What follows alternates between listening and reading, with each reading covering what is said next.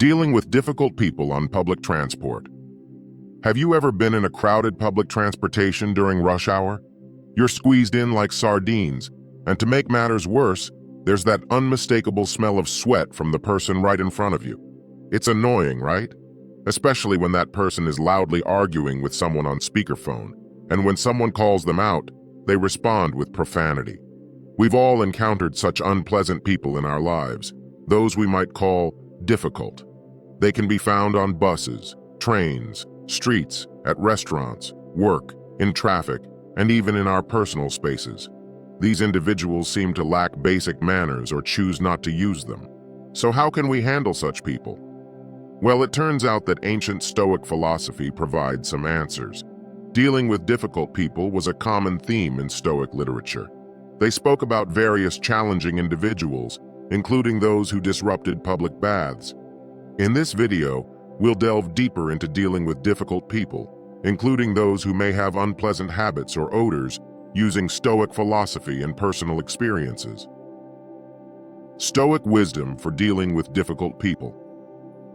After Epictetus, a famous Stoic philosopher, was banished from Rome, he settled in Nicopolis, Greece, where he founded a philosophical school. Among his students was a young man named Arrian, without whom we might not even be discussing Epictetus today. Arrian documented Epictetus's teachings, including some essential lessons. One of these lessons was about the Roman tradition of bathing. Public bathhouses were common in the Roman Empire, serving as social hubs. People gathered there to meet friends, engage in political discussions, exercise, and relax. But as you might have guessed, not everyone in these crowded places behaved well. There were individuals who splashed water on purpose, stole, or acted as if the bathhouse belonged to them. This tells us that difficult people have always existed, and human nature hasn't changed much over the centuries. So how did Epictetus advise dealing with these individuals? Epictetus taught his students to focus on the nature of their activities. For example, when going to a crowded bathhouse, they should expect certain behaviors, even if they dislike them, such as people splashing water or using abusive language. The key was not just to bathe, but also to maintain a calm and controlled mind during the experience. In the same way, when taking public transportation, like buses or trains, Stoics contemplated the nature of this activity.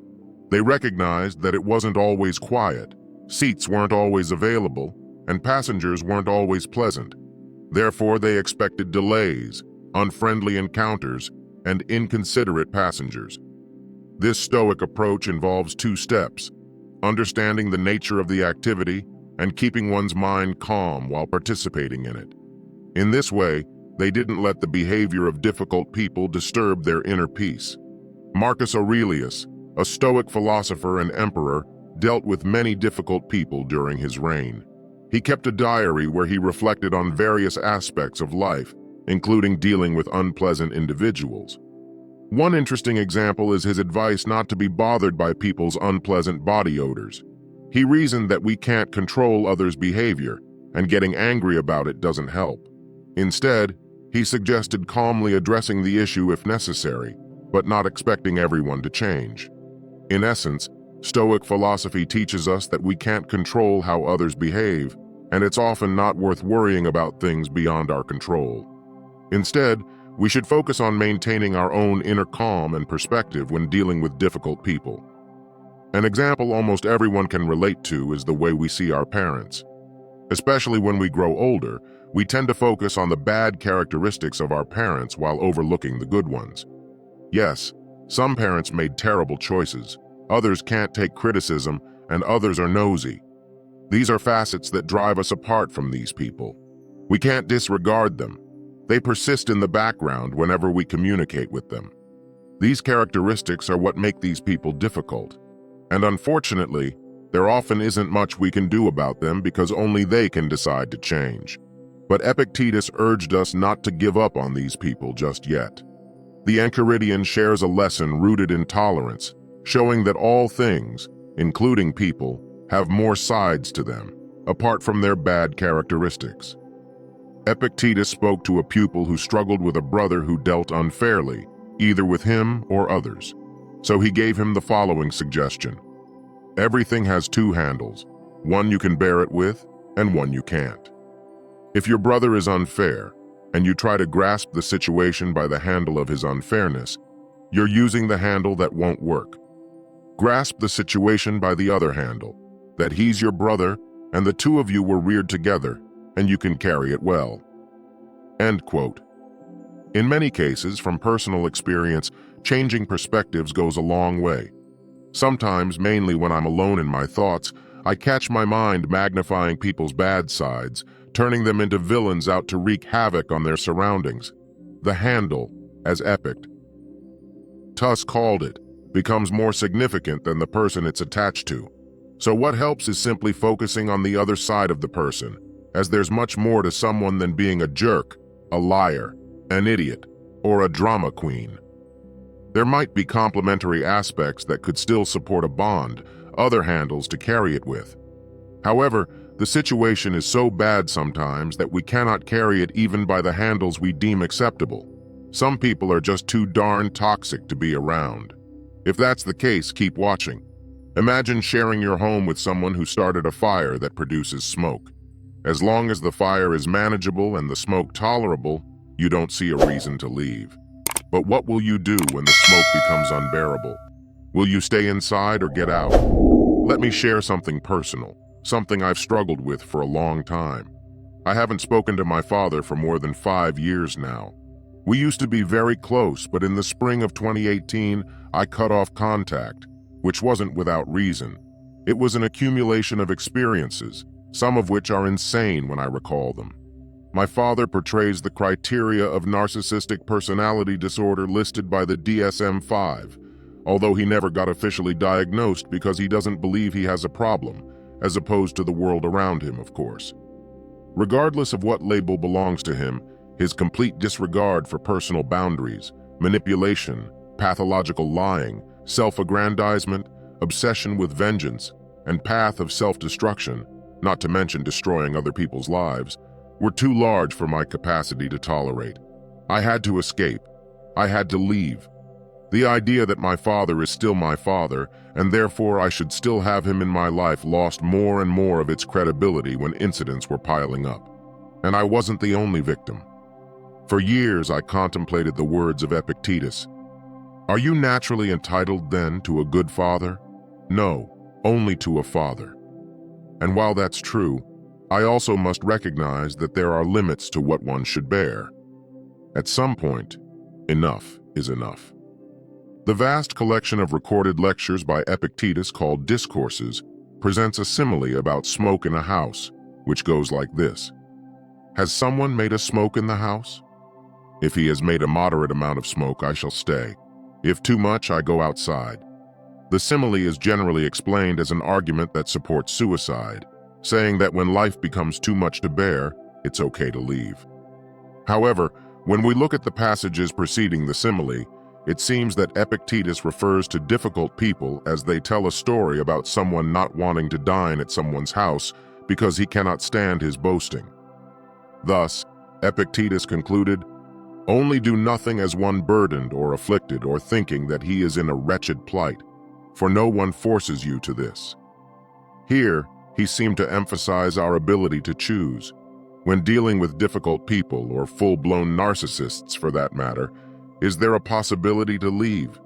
If yes, we can walk through that door and never look back at any time. When people have hurt us, we might entertain fantasies of revenge, and eye for an eye seems fair. If someone damaged us or did injustice to us, aren't we justified to give them a piece of their own medicine? My dealings with my father evoked similar sentiments in me. For years, I've thought about revenge, about how I'd settle the score, and I'd certainly not use the same methods as him. My idea of revenge was success. As a son, I was never good enough. I was always at fault, perpetually deficient. So I figured that my best revenge would be to show him, to present to him that I've had attained more success than he ever had. Although this form of revenge was constructive and not primarily aimed at harming someone, it was still revenge. It was still fueled by anger. So I sacrificed a part of my happiness to get back at him, which in retrospect was quite absurd. Not only did I keep my hurt awake, but I also wasted my energy pursuing something ultimately out of control, which was getting a reaction from my father. My desired reaction from him was a mixture of awe, recognition, regret, acceptance, and maybe, just maybe, an apology. But I realized he'll probably never give me these things, no matter how much I accomplish. Epictetus presented a different outlook on the futility of revenge. In essence, he saw revenge as unnecessary and an act of harm to oneself. If we seek revenge because of an injury, something someone has done to us, let's first consider Epictetus's suggestion to think about what injury is. What is injury? When someone betrays you, are you injured? When someone chops off your hand, are you injured? By conventional standards, you would likely consider such events to be injuries. But Epictetus stated that actual injury entails a lack of morality in one's actions. Therefore, if someone lies to you or steals from you, that person has injured himself, as he damaged his virtue, which is the true and only good according to the Stoics. Epictetus stated, "For if the good lies in moral purpose, and the evil likewise in moral purpose, see if what you are saying does not come to something like this. Well, what then? Since so-and-so has injured himself by doing me some wrong, shall I not injure myself by doing him some wrong?" End quote. Revenge is sweet, so they say, and while that is true in some cases, the sweetness is often short-lived. Whether or not a virtue is the only good is food for discussion. But in my opinion, Epictetus had a point when saying that by injuring the man who had hurt me, I would hurt myself. It's a different way of saying, never stoop down to their level. It's not worth it. Moreover, the intended injury may not even occur, as the suffering we hope to inflict ultimately depends on how they react to our actions. It's not in our control. So this is how Stoics deal with difficult people, including those who give off a bad smell. Dealing with difficult people. Most of us can understand the challenges of dealing with our parents as we grow older. Often we tend to focus on their flaws rather than their good qualities. Some parents make bad decisions, can't handle criticism, or are overly nosy. These flaws can strain our relationships, and we can't simply ignore them. They affect our interactions. These traits make these individuals challenging to deal with, and sometimes there's little we can do because change must come from them. However, Epictetus, an ancient philosopher, encouraged us not to give up on difficult people. He taught that everything, including people, has more to them than their negative traits. Epictetus shared a story about a student who struggled with an unfair brother. He advised the student to see the situation from a different perspective. Instead of focusing on his brother's unfairness, he should grasp the fact that they were siblings raised together. This shift in perspective could help carry the burden of their relationship better. Sometimes, when we're alone with our thoughts, we tend to magnify people's flaws, turning them into villains. Epictetus called this perspective the handle that we choose to hold on to. To improve relationships, it's essential to focus on the positive aspects of people rather than labeling them as jerks, liars, idiots, or drama queens. There might be other qualities that can support a bond. However, in some cases, people can be so toxic that it's impossible to maintain a relationship with them. In such situations, it's crucial to assess whether the situation is bearable or if it has become unbearable, like a house filled with smoke. If it's unbearable, it might be time to leave. When to let go of difficult people.